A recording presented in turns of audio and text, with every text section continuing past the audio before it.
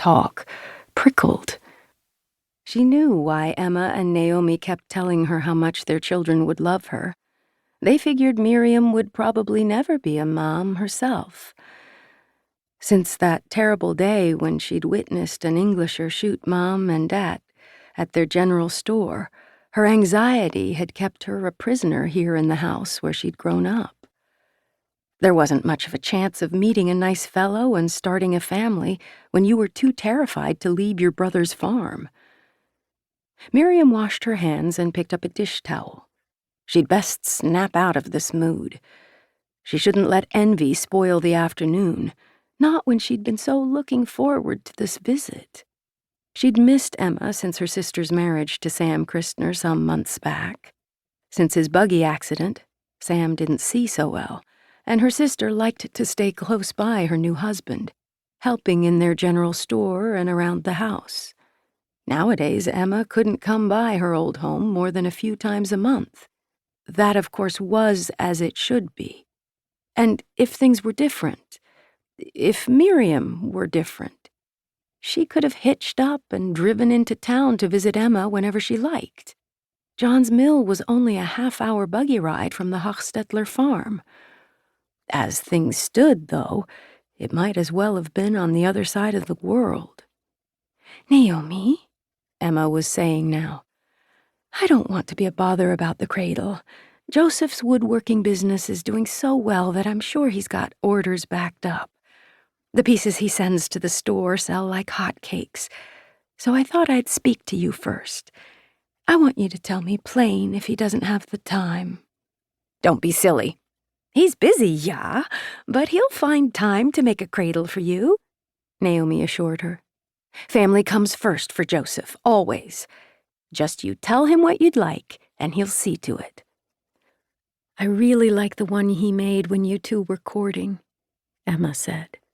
"One like that will do fine. I'm glad. Hopefully it'll be in use a good long time as the children come along, and I know Joseph will make it sturdy and beautiful both." The jealous splinter in Miriam's heart twisted. Yeah, there would likely be plenty more babies for Emma. For Naomi, too, if God blessed her. And that, she told herself, was wonderful, a thing to be thankful for, to have many little nephews and nieces around to dote on.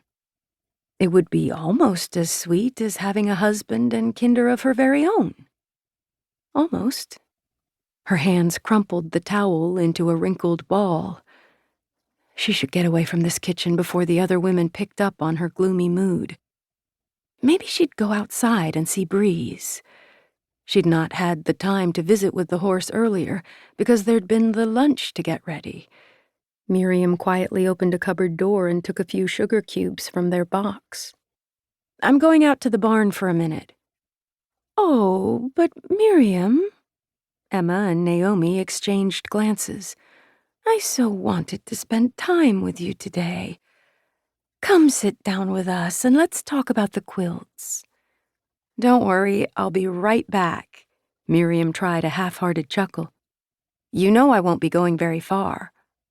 She hadn't been off the farm in over a year. But before Emma or Naomi could protest further, Miriam snagged her bonnet and shawl off their pegs and slipped out the door. She felt a shamed sense of relief at her escape. She didn't know what was wrong with her today.